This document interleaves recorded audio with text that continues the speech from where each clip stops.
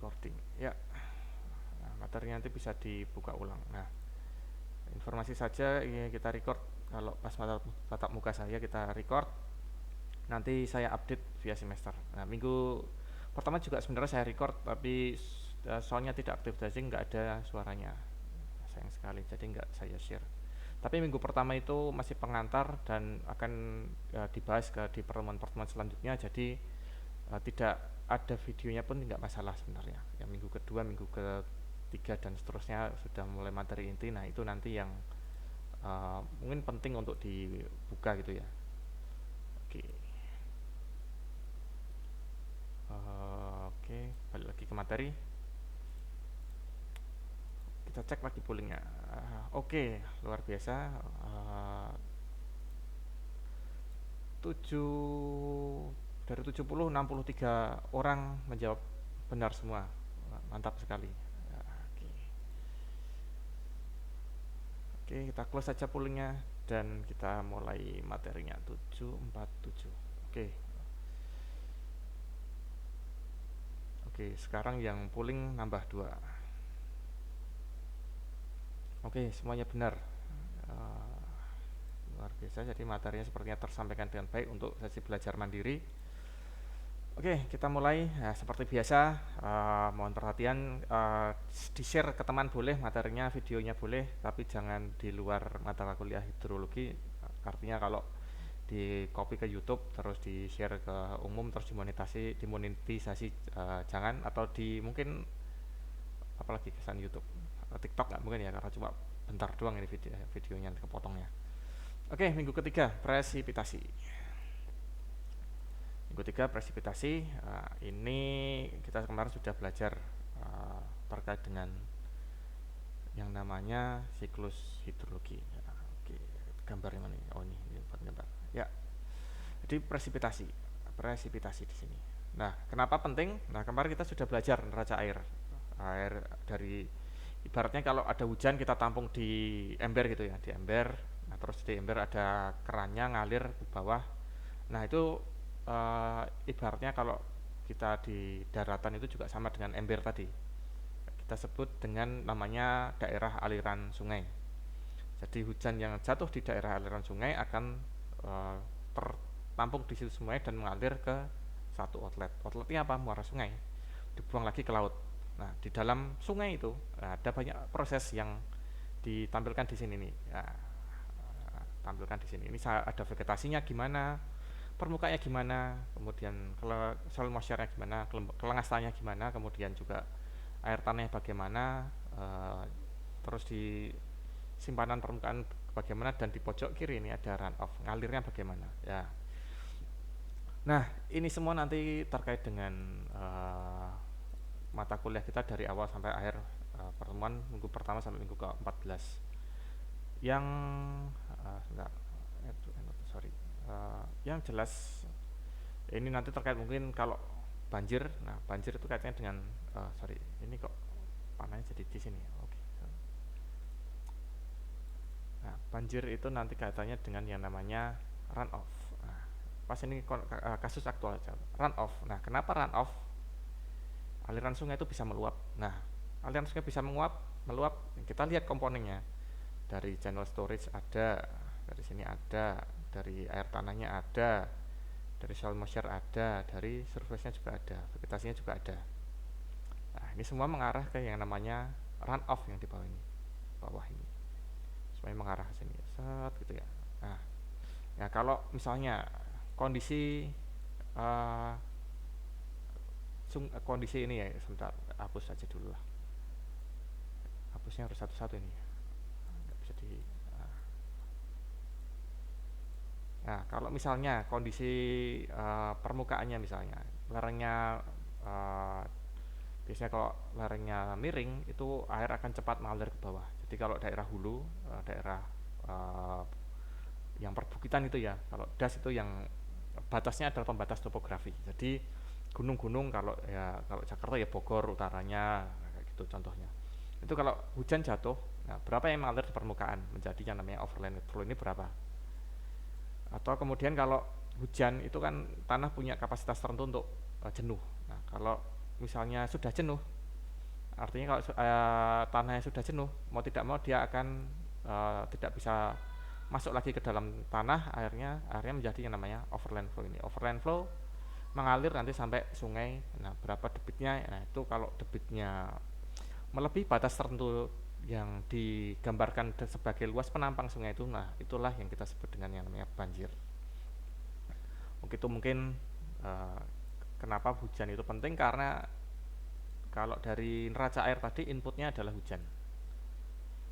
Inputnya adalah hujan. Oke, anotasinya sudah di close. Next lagi. Nah, presipitasi. Nah, presipitasi ini kalau di sebentar. Nah, di wilayah tropis ya tentu saja bentuknya cair ya. Nah, tapi kalau di wilayah subtropis bisa jadi salju, hujan es atau semacamnya. Nah, ini juga mungkin kalau di wilayah tropis yang jarang terjadi tapi pernah terjadi, sering ya, sebenarnya tidak sering-sering amat, tapi uh, ada, itu adalah hujan es. Jadi hujan es, bagaimana tadi hailstone tadi masih bisa terjadi hujan tropis. Nah, bagaimana bisa terjadi hailstone? Nah, tadi mekanisme sudah dijelaskan. Jadi hailstone-nya tadi yang tadinya kecil muter-muter di atas itu ya, muter-muter di awan itu, naik turun, lama kelamaan menjadi besar, jatuh ke bawah, jadilah hujan es. Nah, misalnya kalau di beberapa daerah yang sering terjadi hailstone, Yogyakarta itu di utara, sisi sebelah utara, kemudian di Bandung, Bogor dan sekitarnya itu yang memang di daerah yang biasanya di lereng-lereng pegunungan gitu. Jadi tidak lereng-lereng yang bagian yang atas, tapi yang lereng bawah pegunungan terjadi hailstone. Nah, uh, itu tadi contohnya, tapi kalau bicara presipitasi secara umum ya ini syarat-syaratnya mungkin sudah dipelajari di kuliah hidrologi, meteorologi klimatologi. Jadi ada cukup uap air, jadi ada uap air yang banyak, pendinginan udara, inti kondensasi. Nah, udara terangkat ke atas mendingin. Jadi kalau ingat ya, profilnya troposfer, semakin ke atas temperaturnya semakin dingin, bisa kurang dari 0 derajat Celcius. Nah, kalau sudah kurang dari 0 derajat Celcius, tadinya butiran air yang tadinya cair kemudian jadi beku. Nah, bisa tadi jatuh ke bawah sebagai presipitasi. Nah, untuk menjadi presipitasi juga butuh yang namanya inti kondensasi. Inti kondensasi itu tempat melekatnya air. Ibarat ini kacamata itu ya, kalau kita tiup itu akan jadi muncul embunya kayak gini. Nah, jadi tempat menempelnya ini ada kacamata. Kalau kita tiup ke udara gitu, itu nggak akan kelihatan embunya. Tapi kalau kita tiup di kacamata misalnya, kita akan kelihatan ada titik-titik airnya. Nah, tadi jadi tempat menempelnya itu adalah inti kondensasi. Bisa aerosol, garam dari lautan yang terangkat ke atas, polusi, debu polusi bisa, kemudian juga dari abu vulkanik itu juga bisa jadi tempat menempel, butiran air tadi bisa menempel kayak gitu. Oke, 7.54, kita selesai jam 7.40 ya. Sepertinya masih cukup banyak waktu. Next saja.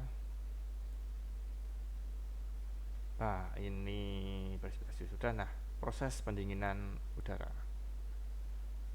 Proses pendinginan udara, sebentar, saya pastikan lagi. Recordingnya nyala ya ini. Ya, jadi enggak, moga-moga lancar recordingnya. Oke, proses pendinginan udara. Ada beberapa yang kemarin sudah dipelajari di kuliah meteorologi klimatologi. Sebenarnya udara naik ke atas itu ada banyak proses, ada yang namanya konveksi, konvergensi, orografis. Konveksi, pemanasan permukaan, siang hari panas, udara naik ke atas, sorenya hujan.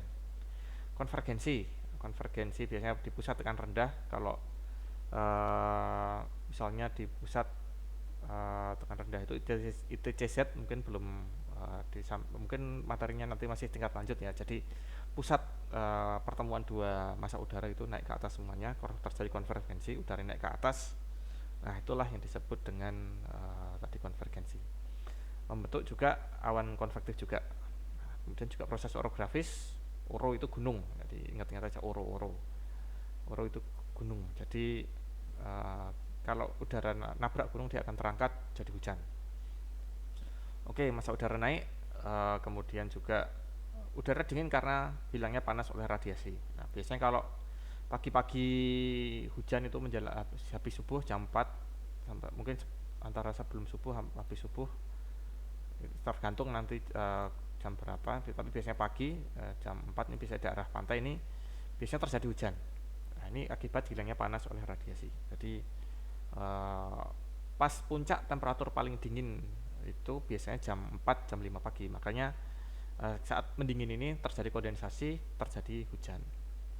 Konduksi juga menyentuh objek dingin, permukaan tanah yang dingin itu termasuk juga pendinginan, tapi ini pendinginan di permukaan ya, di surface, bukan di bagian atas. Jadi hujan itu adalah di bagian atas dari troposfer, tapi kalau yang ini udara yang dingin di bagian lapisan bawah.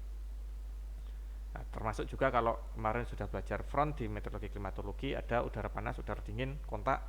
Tadi juga di video disampaikan terjadi kontak, bisa terjadi yang namanya hujan frontal. Oke, atau mungkin dihapus saja ini. Ya, kita next lagi. Next lagi, nah ini tadi yang mana yang lebih kecil, drizzle yang lebih kecil. Nah, oke, mana ini? Oke. Ya, drizzle yang lebih kecil. Nah, hujan istilahnya hujan gerimis lah. Jadi kalau di kita itu namanya hujan gerimis. Gerimis itu butirannya lebih kecil. Beda kalau hujannya lebat itu netes kelihatan ya. Kalau kita lagi pakai motor gitu ketetesan hujan sama cuma gerimis saja. Kalau gerimis saja cuma titik-titik gitu. Tapi kalau hujan satu tetesan butir itu sudah di kaca apa helm itu sudah bikin kabur gitu. Tapi kalau drizzle gerimis tadi hujan gerimis itu cuma kayak butiran-butiran kecil aja. Nah beda lagi kalau hail ini hail ini berupa tadi batu es batu, hailstone ya. Hailstone ya, kalau di beberapa wilayah yang kena hailstone ukuran besar itu atap mobil, kaca mobil itu bahkan bisa pecah, atap rumah bisa bolong gitu ya karena hailstone ini. Kemudian ada yang namanya glaze, ini jarang di Indonesia karena biasanya kalau di dekat permukaan, misalnya kalau di daerah subtropis gitu ya atau kutub, itu permukaannya jauh lebih dingin daripada kondisi atmosfer. Jadi di dekat permukaan, misalnya di saya pernah itu ya di Jerman di sekitarnya itu bisa jadi bagian atasnya hangat, lebih hangat, bawahnya lebih dingin. Artinya kalau tadinya hujan itu bisa beku lagi kayak gitu. Jadi jangan dibayangkan kalau sudah jadi hujan sudah cair gitu ke bawah tetap cair gitu ya, bisa beku lagi karena kondisi permukaannya dingin. Kemudian juga ada yang namanya sleet. Nah, sleet ini juga sama sih. Kemudian juga ada yang namanya snow. Tadi yang hujan yang membeku tadi namanya sleet. Nah kalau yang glaze ini berupa kontak dengan objek dingin, apa namanya, di permukaan. Jadi entah itu ranting daun atau apapun itu yang dia tadinya netes di situ terus jadi beku lagi, itu namanya glaze. Tapi kalau yang sleet ini dia yang hujan yang beku tadi. Terus ada juga snow, salju. Nah, kalau salju tadi kondisi temperatur permukaan kurang dari 2 derajat Celcius. Oke, 759. Oke, masih banyak waktu sepertinya. 30 menit. Jadi kalau dari genesannya presipitasi ini mungkin meteorologi klimatologi sudah kita singgung sebentar. Ingat-ingat lagi, ada yang namanya proses siklonik, ada yang namanya konvektif, ada borografis, ada frontal. Nah yang siklonik misalnya, siklon. Kalau siklon itu terkait dengan siklon itu pusat tekanan rendah. Jadi kalau misalnya badai tropis itu ya, kalau tornado itu beda lagi, itu subtropical cyclone. Tapi kalau siklon tropis itu yang di wilayah tropis. Jadi kalau typhoon di Jepang namanya typhoon, terus ada hurricane ke Amerika, itu adalah siklon tropis. Dia terbentuk di sekitar 15 sampai 20 derajat lintang utara dan lintang selatan, nanti sampai mendekati wilayah ekuator. Biasanya sampai 10 derajat lintang utara atau lintang selatan. Itu adalah siklon. Ada juga yang konvektif. Nah, kalau ini sering kali kita alami, hampir setiap hari musim hujan ini adalah hujan konvektif. Siang hari panas, jam 2, jam 3 hujan. 2 jam 3 jam 4 itu hujan biasanya. Ada yang orografis. Nah kalau orografis ini karakteristiknya lebih beda lagi. Jadi biasanya hujannya itu tidak terlalu lebat tapi hujannya lama. Jadi karena angin yang terus menerus bertiup di lereng pegunungan, udara menjadi dingin, jadilah hujan. Nah anginnya kan bertiup mungkin terus menerus gitu dari pagi sampai sore. Bisa jadi hujannya itu tidak begitu lebat tapi durasinya lama. Itu adalah orografis. Ada juga yang hujan frontal. Frontal tadi kalau di wilayah biasanya di wilayah subtropis. Jadi ada masa udara hangat, masa udara dingin bertemu jadi hujan frontal. Nah, kalau masa udara dingin dan masa udara hangat tadi bercampur gitu ya, bertumbukan, bercampur gitu menjadi front, tadi front panas, front dingin, jadi front okulusi. Nah, itu yang nantinya jadi tornado dan juga tadi sirkulasi siklonik yang di subtropis. Oke, itu penjelasannya. Nah, gambarnya mungkin ini di slide selanjutnya nih. Slide ke-8. Ini adalah contoh gambarnya. Di gambarnya ya ini, relief rainfall atau orographic rainfall, Ini kayak gini. Udara naik ke atas jadi hujan. Biasanya kalau yang ini diperpanjang gitu ya. Ini gunungnya sebelah sisinya sini ada dua sisi kiri, yang sisi sebelah sini gitu ya, oh ya, sebelah sini dan sisi sebelah sini. Yang di sisi belakangnya ini nggak terjadi hujan. Jadi yang terjadi hujan itu adalah yang berhadapan dengan angin, arah angin, kita menghadap angin gitu ya, anginnya ke sini, anginnya ke sini gitu ya, gitu. Kita menghadap, udaranya akan naik ke atas. Nah ini terjadi hujan. Tapi kalau di belakangnya itu tidak terjadi hujan. Makanya biasanya yang pegunungan yang menghadap, lerengnya menghadap ke sumber air dan anginnya menghadap ke, misal dari lautan sumber airnya, dan kemudian anginnya menghadap ke lereng pegunungan itu, biasanya potensi hujannya lebih tinggi gitu, daripada yang di belakangnya. Kalau di belakangnya ini lebih kering dan juga karena udara yang turun itu panas, biasanya udara yang turun itu panas ya, lebih rentan terhadap kebakaran. Biasanya kalau pegunungan itu ada yang rentan kebakaran itu ada di lereng belakangnya. Ada hujan konvektif. Nah, hujan konvektif biasanya siang radiasinya tinggi, panas, kemudian udara naik ke atas, terjadilah hujan konvektif. Nah, yang ini yang disinggung tadi di video YouTube tadi. Jadi ada front panas, ada front dingin. Yang front panas itu naik ke atas karena massa jenisnya lebih ringan. Front panas naik ke atas karena massa jenisnya lebih ringan. Front dingin akan lewat di bawahnya. Nah, udara yang naik ke atas sama kayak orografis tadi, kalau kita lihat udara naik ke atas terjadilah hujan. Oke, itu penjelasannya. Nah, kalau di Indonesia banyak faktor, sebenarnya nggak hanya ini ya, faktor yang mempengaruhi, tapi salah satunya atau dominannya adalah faktor-faktor di bawahnya. Ada yang namanya sistem angin monsun, Intertropical Convergence Zone, ITCZ. Oh, C-nya masih ketinggalan, sorry. ITCZ. C-nya tipu, salah ketik. IT Intertropical Convergence Zone, ITCZ. Kemudian siklon tropis, kemudian juga pengaruh lokal. Sistem monsun. Nah, monsun kita di Indonesia dipengaruhi monsun Southeast Asian monsun. Jadi bukan monsun, ada Asian monsun, ada Southeast Asian monsun. Bedanya apa? Nah, kalau Asian monsun ini yang di Asianya, di benua Asia, Asian monsun. Ini yang India, kemudian yang di daratan lain, di daratan benua Asia lainnya, ini yang mengalami yang namanya Asian monsun. Ini berbeda dengan di Indonesia ya polanya nanti. Artinya dalam pola ini musim hujan, musim kemaraunya berbeda. Yang ini adalah Asian monsun misalnya. Jadi kenapa bisa terjadi monsun? Nah, monsun ini adalah apa sih definisinya monsun dulu? Monsun adalah angin musiman yang bergerak berlawanan arah dan berasosiasi dengan perubahan presipitasi. Artinya ada musim, sama kayak kita sebenarnya, ada musim kemarau, ada musim hujan. Beda angin antara musim kemarau dan musim penghujan itu, arahnya itu berlawanan.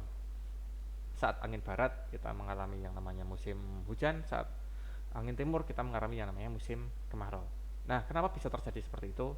Ini adalah perbedaan karakteristik antara daratan dan lautan dalam menyerap panas. Jadi kalau daratan itu lebih cepat panas daripada lautan. Sementara kalau lautan itu dia kalau ibaratnya kita masak air gitu ya, itu air panasnya akan bertahan lebih lama daripada kita memanaskan batu misalnya.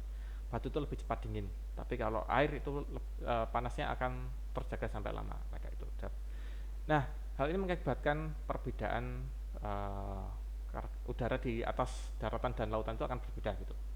Jadi tergantung yang menerima radiasi matahari yang diterima itu lebih banyak di daratan atau di lautan. Kalau di matahari ya, matahari pas berada di belahan bumi utara, matahari ini ya.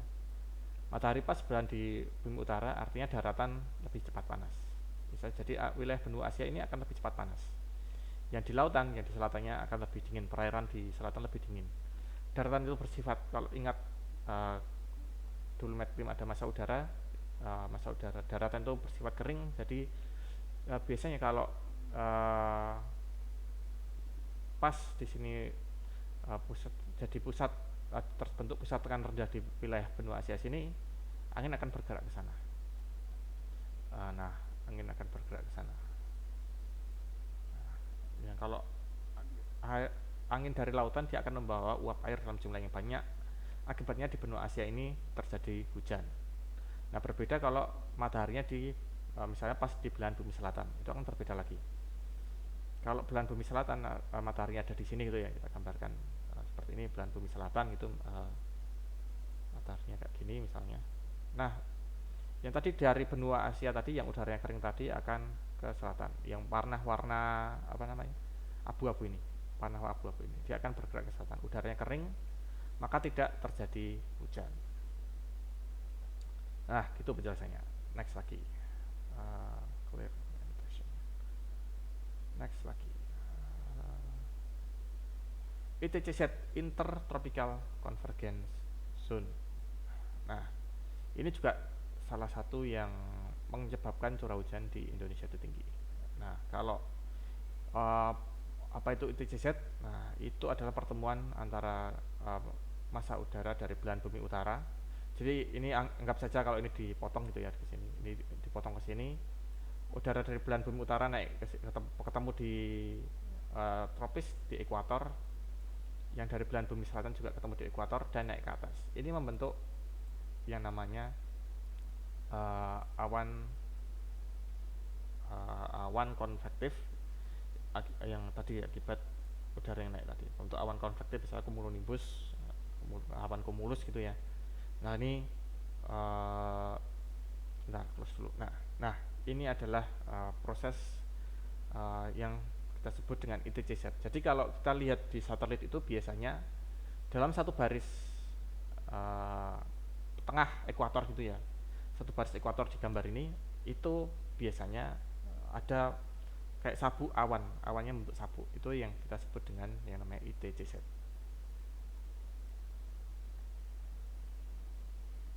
Oke, next lagi ada siklon tropis. Nah, kalau ini mungkin tidak perlu dijelaskan lebih lanjut. Jadi pusat tekanan rendah ada pusat tekanan rendah di sekitar di wilayah tropis, biasanya sekitar 15-20 derajat lintang utara ataupun lintang selatan, dan udara di sekitarnya ini yang tekanannya lebih tinggi akan sebentar, gambarnya mana nih? Oke. Nah, oke.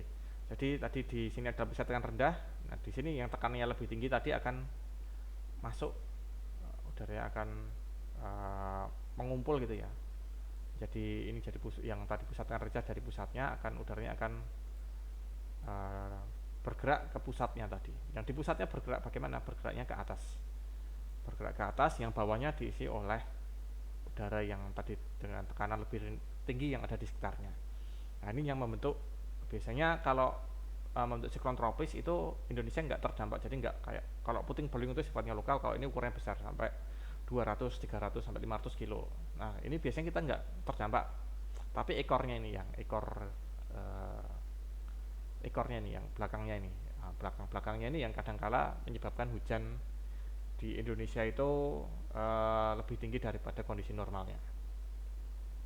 Oke, siklon tropis. Mana tadi? Pengaruh lokal, nah, orografis ini jelas. Jadi sudah disinggung tadi, yang biasanya yang menghadap menghadap apa namanya, menghadap angin itu yang dia curah hujan lebih tinggi. Jadi mungkin gambarnya kalau ini ya, ini naik ke atas gitu. Nah di sini terjadi hujan, di sini terjadi hujan. Tapi di sini yang lereng sebelah sininya pas ke bawah, nah, udara akan jadi lebih panas, akan lebih kering karena hujannya tadi sudah kelembabannya sudah diambil sama lereng sebelahnya tadi. Nah sini tinggal sisa-sisanya saja.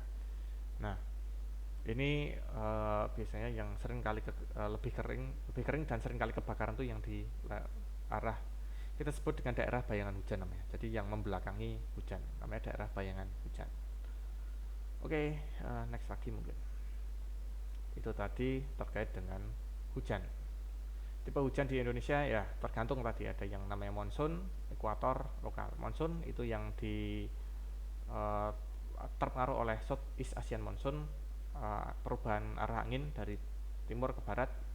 Ekuatorial, jelas kalau ini gerak semu matahari. Ada dua puncak hujan dalam setahun. Kalau kita lihat yang warna kuning itu ada dua puncak. Nah, kemudian yang sisanya itu yang lokal. Nah lokal ini kebalikan dengan monsun tadi. Kalau monsun itu hujannya itu di Desember, Januari, Februari. Yang lokal itu Juni, Juli, Agustus justru hujan. Ini karena sirkulasi angin lokal. Kelembapan dari perairan jadilah hujan. Oke, itu yang uh, mungkin pengantar terkait dengan hujan. Nah sekarang pengukurannya. Pengukuran ini ada banyak parameter. Ada letak garis lintang, ketinggian tempat, sumber uap air yang bisa dibaca sendiri ya. Jadi kita harus mempertimbangkan, intinya kita harus mempertimbangkan kalau kita mau mengukur itu di mana kita mengukur. Nanti mungkin kalau dekat bangunan ya mungkin kalau kita ngukur hujannya, mungkin kalau ada hujannya jatuhnya karena ada angin jatuhnya miring, mungkin bisa saja ada gangguan dari bangunan atau dari pohon, ada pepohonan ditaruh di bawah pohon itu jelas berbeda dengan di udara terbuka. Makanya ada standarnya sendiri untuk mengukur hujan. Ketinggian berapa, ketinggian di atas atap dan di bawah bawahnya mungkin ketinggian 2 meter dari permukaan dan di atas atap itu akan berbeda hujannya. Nah makanya ada standarnya. Nah standarnya bisa nanti dipelajari sendiri, tapi intinya adalah standar itu ada untuk daerah perkotaan dan daerah yang mungkin kayak pedesaan atau daerah terbuka kayak gini ada standarnya. Kenapa harus dipagari? Kenapa tidak ada tanaman di dalamnya? Itu karena dia akan mengganggu sensor alat ini juga termasuk hujan. Kalau ada pohon, berapa jaraknya dari pohon itu harus dipertimbangkan. Nah, data hujan ini kalau kita tidak mencatat, kita bisa minta dari BMKG. Sekarang sudah ada akses online untuk beberapa stasiun hujan gratis. Jadi lebih kalau dulu harus minta lewat surat dulu untuk minta data hujannya dan kadangkala juga berbayar juga untuk datanya. Tapi kalau sekarang sudah ada yang online dan gratis. Oke, ada banyak sekali mungkin dulu meteorologi klimatologi sudah belajar tentang ini. Next, nah kenapa hujan itu penting ya? Mungkin tadi yang banjir tadi sebenarnya kalau tidak perlu nunggu data dari BMKG kalau mau tahu hujannya berapa, kita bisa ngukur sendiri.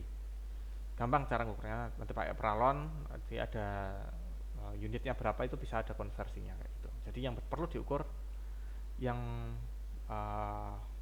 perlu diukur bisa diukur dari hujan itu ada banyak sebenarnya. Ada yang namanya intensitas. Intensitas itu hujan per waktu. Jadi bisa diingat satu yang saja, jumlah per waktu, misalnya milimeter per jam, milimeter per menit, sentimeter per tahun, milimeter per bulan. Nah, bisa diingat seperti itu. Kalau mungkin yang susah ya inci, pakai satuan inci itu harus dikonversi dulu kalau sekarang kita tidak terbiasa dengan yang namanya inci.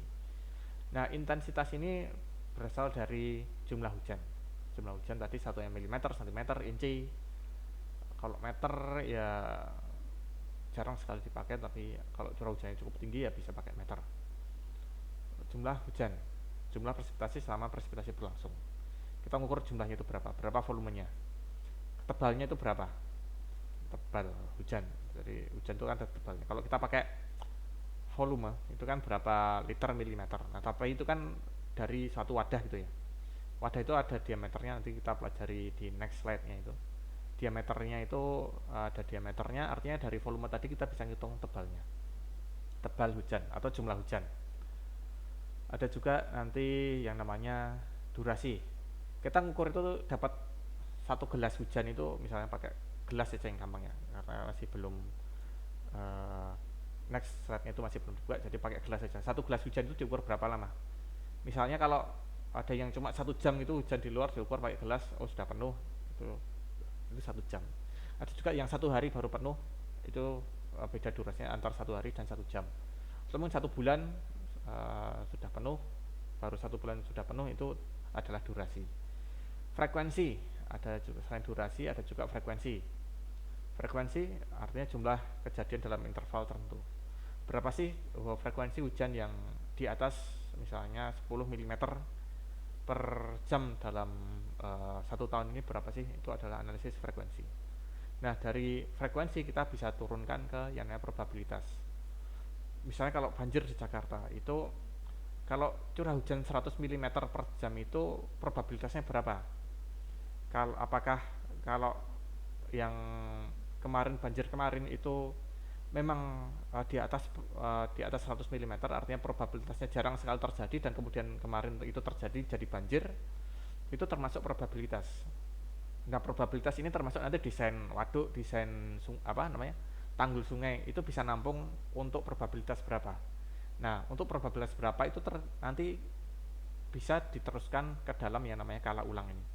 Hujan ini potensi dari probabilitas tersebut berapa sih kala ulangnya? Bisa terjadi mungkin 100 tahun sekali, bisa jadi seperti itu.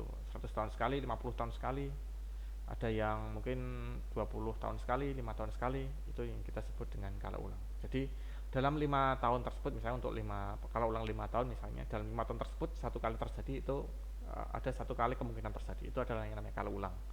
Kemudian yang mungkin juga perlu dipertimbangkan adalah penyebaran menurut ruang. Jadi distribusi hujan itu akan berbeda-beda dari masing-masing lokasi ke lokasi yang lain. Ada kondisi orografis gunung yang membedakan, ada mungkin daerah dekat pantai dan jauh dari pantai, itu akan pasti berbeda. Ini adalah distribusi terhadap ruang.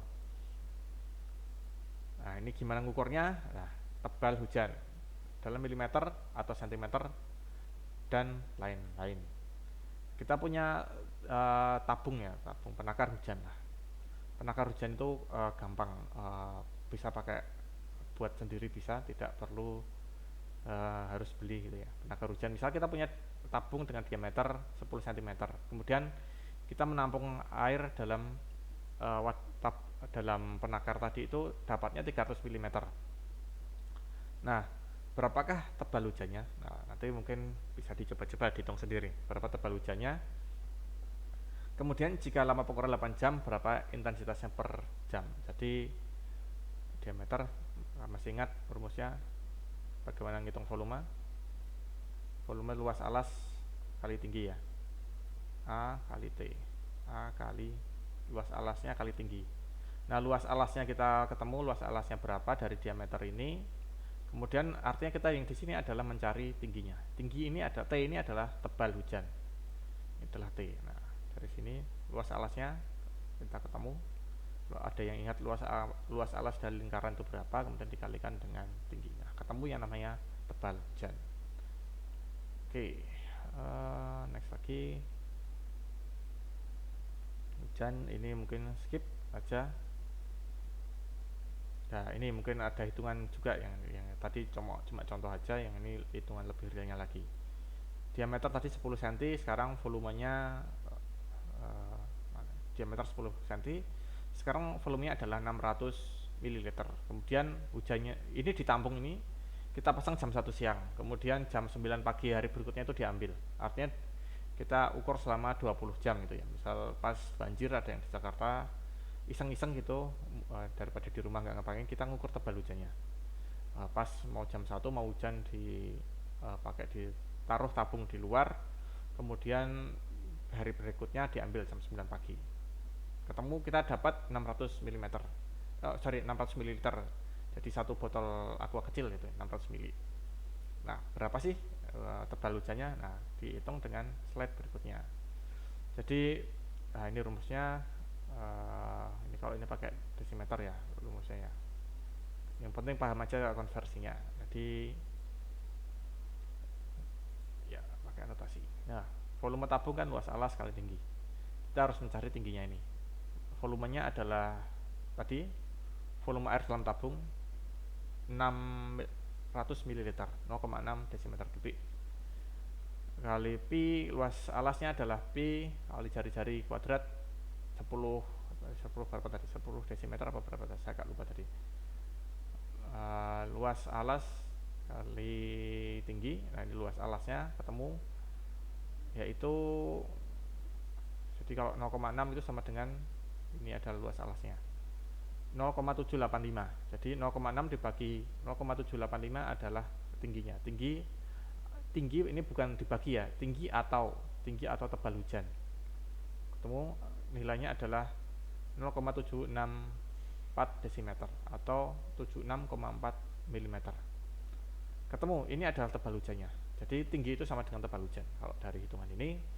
Kemudian tinggal dibagi dengan intensitasnya, ketemu 76,4 mm ini kan 20 jam. Jadi per jamnya berapa? Nah, tinggal dibagi yang namanya 20. Bagi 20 ketemu 3,82 mm per jam. Nah, ini adalah contoh perhitungannya. Oke, next lagi hujan.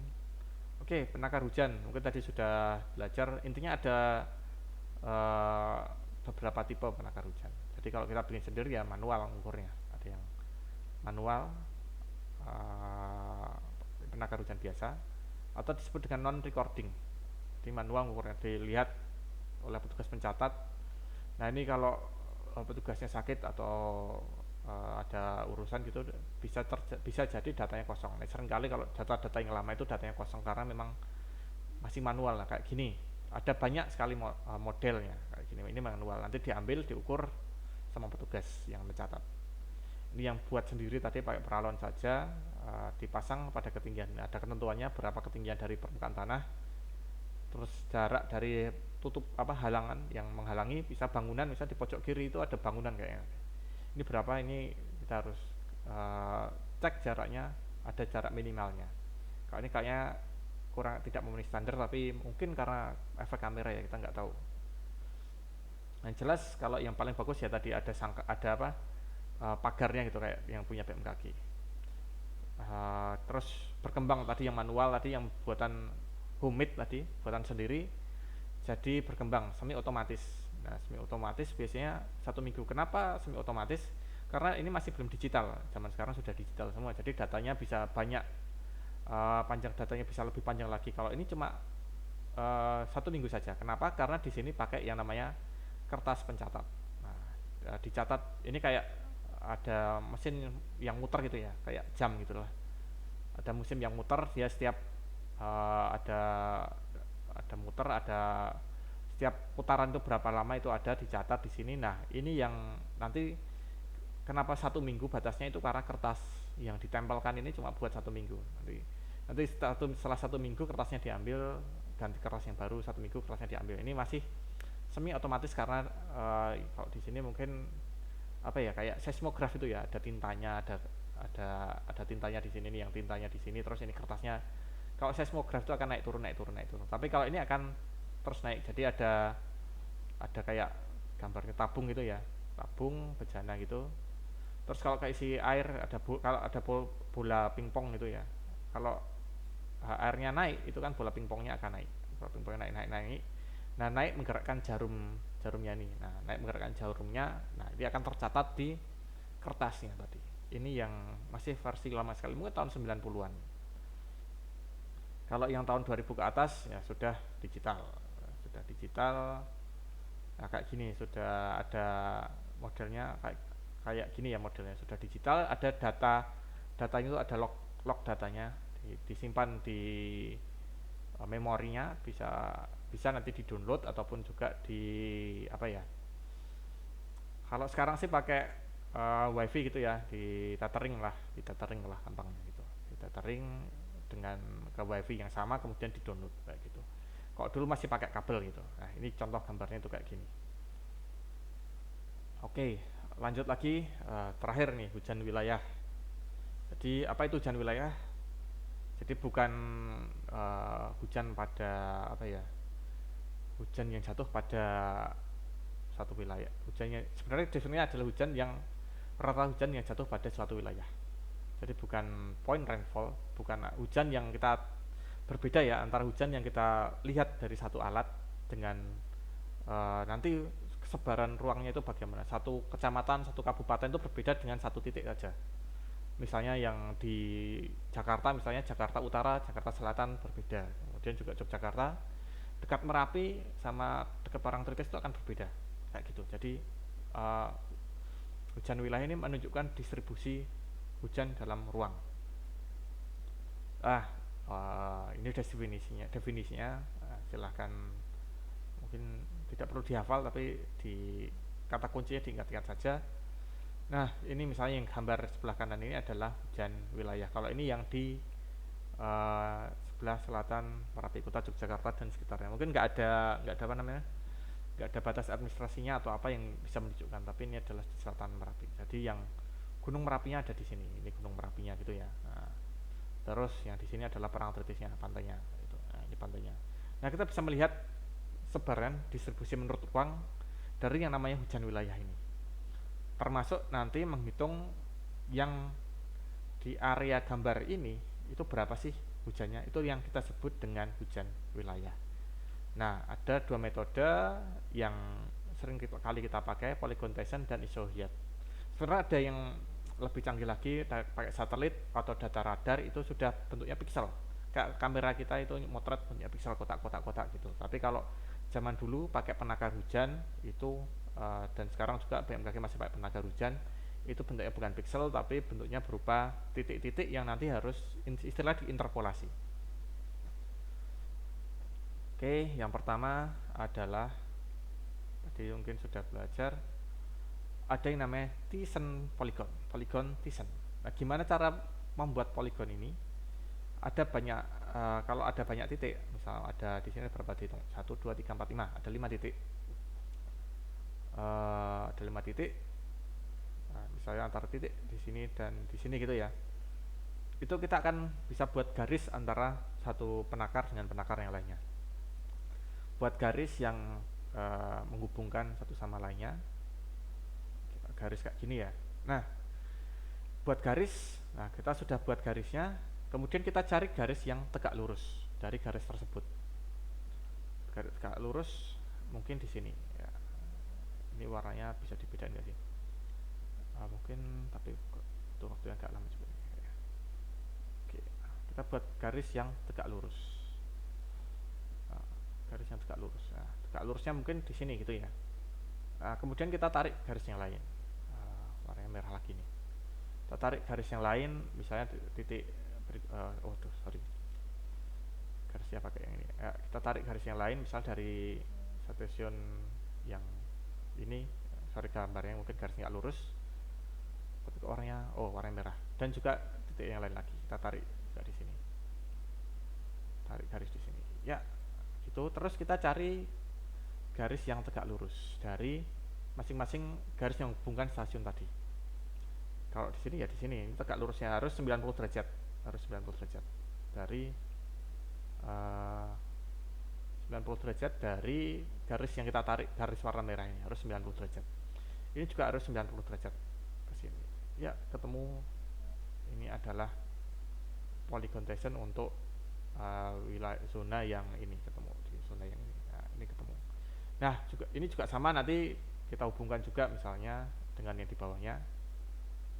Di sini kita hubungkan juga, salah lagi. Kita hubungkan juga dengan garis gitu ya. Di sini dan seterusnya sampai nanti jadi yang sebelah kanan ini. Nah, ini kalau sudah jadi yang warna garis warna biru ini di dalamnya itu diwarnai. Ini adalah misal yang sebelah sini, ini yang sini ya, 1, 2, jadi 1 ke sini, 2, 3 ke sini. Yang ini diwarnai. Jadi ini zona untuk stasiun D. Kita asumsikan di yang warna merah ini curah hujannya sama dengan di stasiun D. Yang di zona A yang warna merah ini kita asumsikan juga curah hujannya sama dengan yang diukur di titik A. Yang di titik C kita asumsikan warna hijau apa biru ini ya? Ini ya hijau kebiruan lah. Ini sama dengan di stasiun C, dan yang terakhir yang D dan E ini warna biru ini juga asumsinya juga sama dengan di stasiun. Nah, setelah itu baru di rata-rata ketemu satu nilai curah hujan. Itu adalah metode polygon Tyson. Nah, rumusnya kayak gini, di rata-rata P P hujan di stasiun A kali luas di stasiun A. L itu luas, P itu hujan. A, B, C, D sampai berapa stasiun hujan, kemudian dibagi luas, total luas areanya. Ketemu hujan dari nilai polygon Dyson. Ketemu hujan wilayahnya, P itu adalah hujan wilayahnya. Satu lagi adalah isohyat. Isohyat. Nah, kalau isohyat itu sama dengan mungkin kartografi dasar sudah dapat kan ya. Membuat garis kontur lah, membuat garis kontur di mana garis kontur ini menunjukkan kalau sebentar anotasi lagi. Nah, garis kontur ini menunjukkan kalau di garis itu curah hujannya adalah sama. Jadi kita buat garis kontur antara masing-masing stasiun. Jadi misal kalau di sini yang garis merah ini ya satuannya ini inci, ini 5 inci di sini, yang ini 4 inci, yang ini 3 inci, yang ini 2 inci, berarti yang di sini kurang mungkin lebih besar sedikit dari 1 inci mungkin ya di stasiun ini. Yang ini yang 2 inci. Nah, kayak gitu. Jadi membuat peta garis kontur. Nah, setelah membuat garis kontur, kita akan hitung luasan dari masing-masing garis kontur tadi. Jadi nggak muncul ya di sini ya. Oke. Kita sama dengan isohyat tadi menghitung luas area berapa. Jadi warnai saja kalau gitu. Jadi yang di sini ini kan antara 1 sampai 2 ini ya, 1 sampai 2 inci di sebelah sini.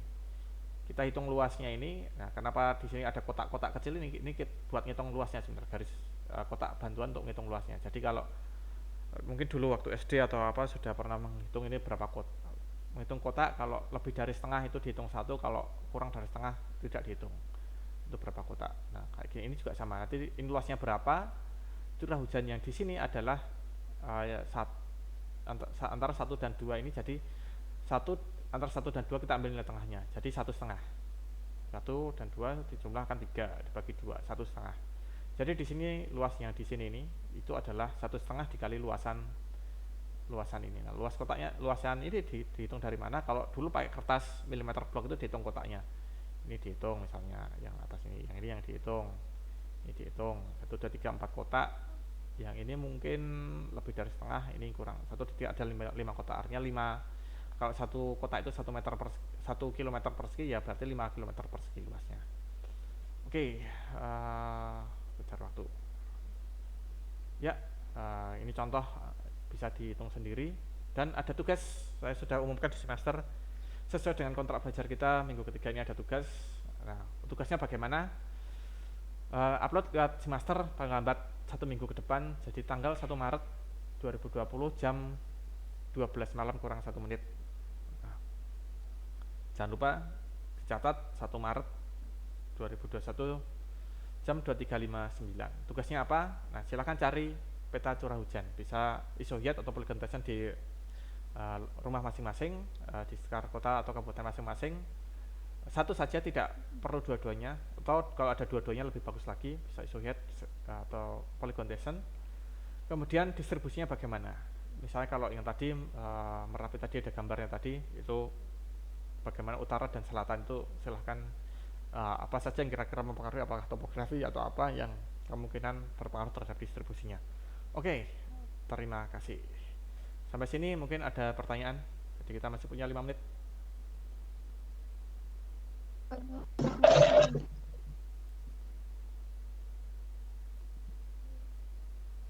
Siapa dulu ini? Kayaknya ada 2, Mbak Desnada sama siapa tadi?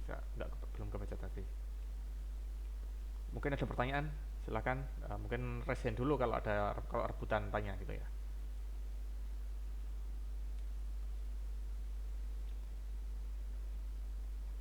Oke, Mbak Desnanda dulu, silakan. Iya, izin bertanya Pak. Tadi untuk yang Thyssen itu ada wilayah-wilayah yang diasumsikan menjadi apa ya? Wilayah yang mempunyai karakteristik hujan yang sama. Nah, itu asumsinya itu berdasarkan apa ya Pak untuk bisa menentukan itu? Begitu. Terima kasih. Asumsinya kalau polygon Dyson ya. Bentar, kasih gambarnya ini aja. Oke, misal ya. Jadi kalau polygon Dyson gambar aja. Nah, kita kan misalnya ya, kita enggak ini ya. Nah, ini kita di sini, tapi kan kita di sini ya. Misalnya garis yang menghubungkan 2 titik stasiun. Nah, misalnya kalau dari sini kita tarik garis ganti warna dulu ya, tegak lurus dan jaraknya membagi garis bagi gitu ya, jaraknya sama. Nah ini yang di sini, ini gambarnya kayak gini. Terus ada lagi mungkin, oke, kita buat garis warna merahnya dulu aja di sini. Terus yang ini di sini juga ada gitu ya, kita buat garis dulu di sini, garis di sini.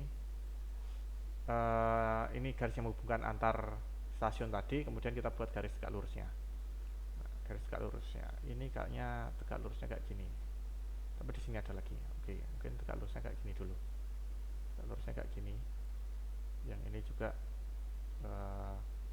tegak lurusnya mungkin kayak gini, mungkin tegak lurusnya.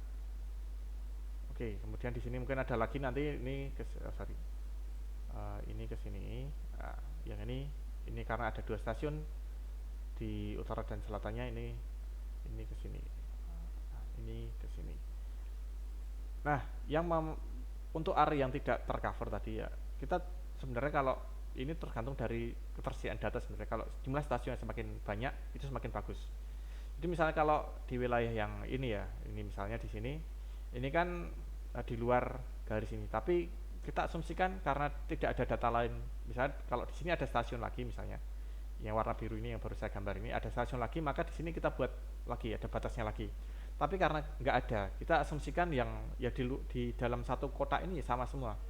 Karena dasar pertimbangan adalah titik-titik dari lokasi pengamatan hujannya dasarnya. Jadi kita pakai sebisa mungkin, bahkan yang di luar daerah area yang kita amati, misalnya di luar sini, itu kita pakai sebagai referensi.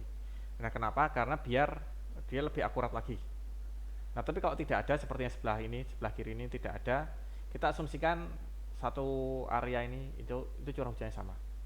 Karena tidak ada stasiun di luar yang jadi referensi lagi. Jadi ini asumsi yang sangat kasar polygon descent. Oke, itu jawabannya Mbak Desnada. Mungkin selanjutnya Mbak Najwa mungkin. Iya, makasih Pak. Oke, sama-sama.